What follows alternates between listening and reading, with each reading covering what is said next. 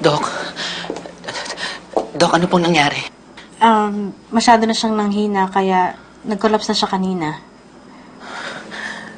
Diyos ko. Sinusubukan namin siyang pakainin, pero ayaw niya talaga.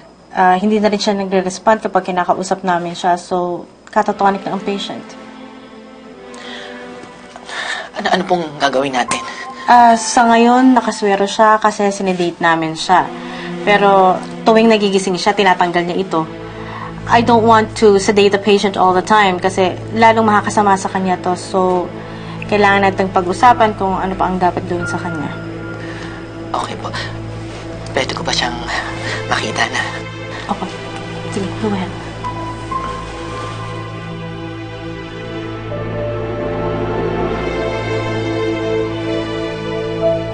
Sir, okay naman po siya. Ang pasyente po. Thank you. Mauna po ako sa inyo.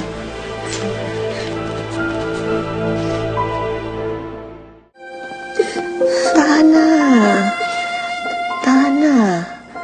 Oh, andito na ako, si Venus. Ako, hindi mo ba ako kakausapin? O, tingnan mo man lang ako. Ang ganda ko ngayon. Ang ganda ko ngayon, Insan.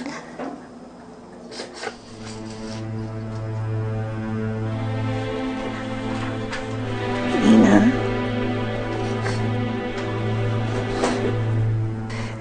Kailangan mong tulungan ang sarili mo.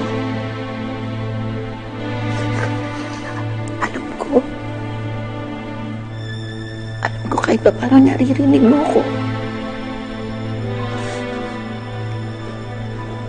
Pilitin mo magpagaling. Para na rin sa mga anak mo.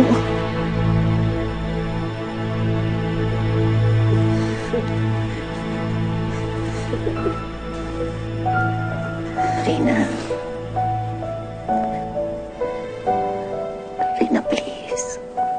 Please. Kayanin mong gumaling.